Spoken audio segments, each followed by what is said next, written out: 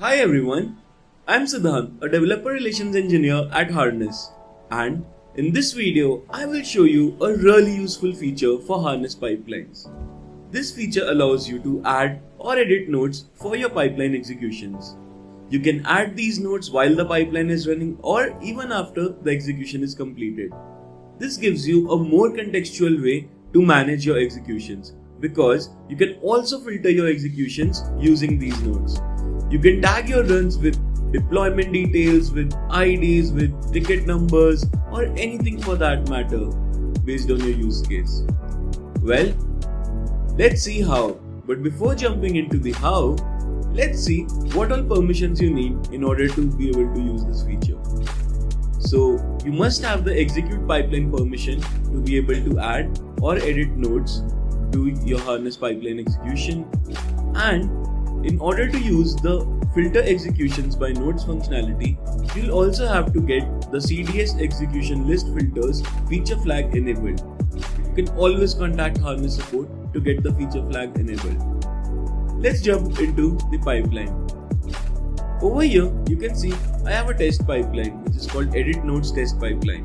I have one single stage over here, and let's go ahead execute the pipeline. So I'll click on run. And as soon as the pipeline execution starts, you can see that now we have an option to add a node. So let's say I'll just quickly go ahead and add a node, testing execution nodes with single stage. Since this pipeline has single stage, I click on apply, and you can see the pipeline has already finished execution. We can view the node here, and now I would like to go back to this pipeline.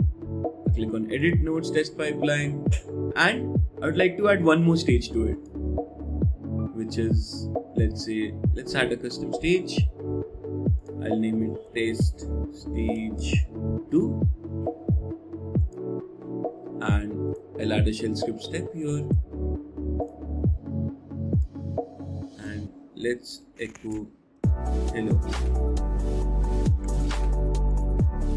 Now, since there are two stages to this pipeline, I'll add another node this time. And this time, let's do it after the pipeline finishes the execution. So click on run again, run pipeline, and once the pipeline has finished the execution, I'll be adding a node to it, wherein I put the deployment details as testing the pipeline with two stages, which will later on use these words to actually filter across the executions that we did.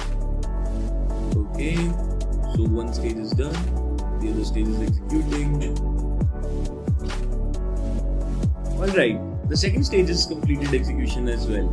You can see we have an option to add the node here, but I'll go to the executions, pipeline, I'll go to the execution history, and over here, this was the last execution that we ran with two stages, as opposed to the first one which we ran with the single test stage.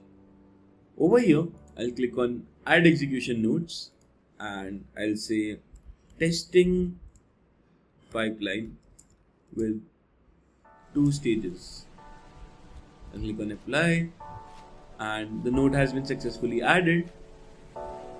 You can see the same here. If I click here to view the execution nodes, it says testing pipeline with two stages. However, for the first execution that we did, it says testing execution nodes with single stage. Now, I've also created a pipeline before wherein I executed three stages. So it should be somewhere here. As you can see, I have also executed the pipeline before with three stages, and over here in the nodes, I have mentioned testing with three stages. So let's try to use the context that we gave in the nodes to filter these executions using an execution nodes filter. So I'll go back to the executions, and over here you can see I have an option to add a filter. Once I click on add filter and select execution nodes, I'll be able to filter by providing context from the execution nodes. So let's say I initially want to see the executions where I added nodes regarding the single test stage execution. So I'll just write single, I'll add it right here, and you can see that the two executions which I did across all the executions that happened for this pipeline, these both have single stages, and the same context we also provided in the filter. Now let's say I also want to visualize pipelines which ran along with two stages. So I'll add 2 as well here, and you can see that based on the execution nodes, all of these pipeline executions have execution nodes, and based on these execution nodes, the context which was provided to them, based on that we are able to filter. So as you can see, now I have pipelines with 2 stages as well. Earlier, we had only 2 pipeline executions which had been using single stage. But now, after adding the keyword 2 into the filter, you can see that I still have the 2 pipeline executions which used a single stage. But along with that, I also have all the pipeline executions in which we provided the nodes saying testing the pipeline with 2 stages. And similarly, I also took the liberty to do some executions using 3 stages.